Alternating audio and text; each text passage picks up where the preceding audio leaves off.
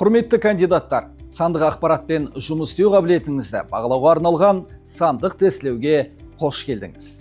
Тестілеуге жазылу және уақытты таңдау рәсімі 2025 жылға 8 тамыз сағат 23:59-ға дейін қолжетімді болады.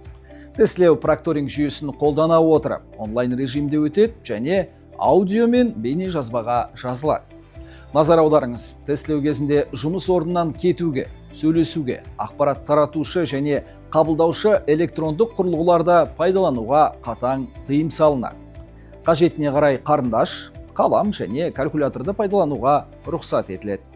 Онлайн платформада сандық тестілеуден өту үшін сізге таңдалған уақытта жеке кабинетке кіру, прокторинг жүйесіне қажетті кеңейтуді жүктеу, іріктеу кезеңдері және нәтижелері бөліміндегі нұсқаулықпен танысу.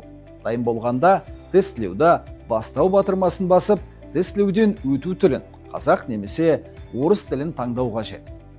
Келесі қадам – пайдаланушылық келісімді қабылдау. Жүйе сіздің компьютеріңіздің, гарнитураңыздың, интернет желісінің жылдамдығы мен тұрақтылығының дайын екенін қашықтан тексереді. Тестілеуден өту үшін дербес компьютер немесе ноутбук, кемінде 5 мегабит секунд жылдамдықпен тұрақты интернет байланысы, интернет желісіне қосылған бөлмені дөңгелек шолуға арналған смартфон, жұмыс істейтін микрофон мен веб-камера болуы керек екенін еске саламыз. Ұсынылатын браузер Google Chrome. Әрі қарай сізге веб-камера арқылы жеке басыңызды сәйкестендіруден өту қажет. Соңғы қадам – бір дұрыс жауабы бар 25 тапсырманы қамтитын сандық тестілеу түрін таңдау. Тестілеудің ұзақтығы 25 минуттан аспайды. Нәтижелерді есептеу жүйе арқылы автоматты түрде жүзеге асырылады. Сіздің тікелей нәтижелеріңіз жеке кабинеттегі хабарламалар бөлімінде көрсетіледі.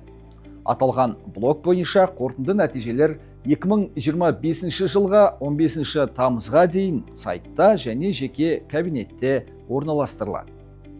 Келесі ситуациялық тапсырмаларды шешу кезеңіне жіберілген кандидаттарға SMS хабарлама және жеке кабинетке хабарландыру жіберіледі.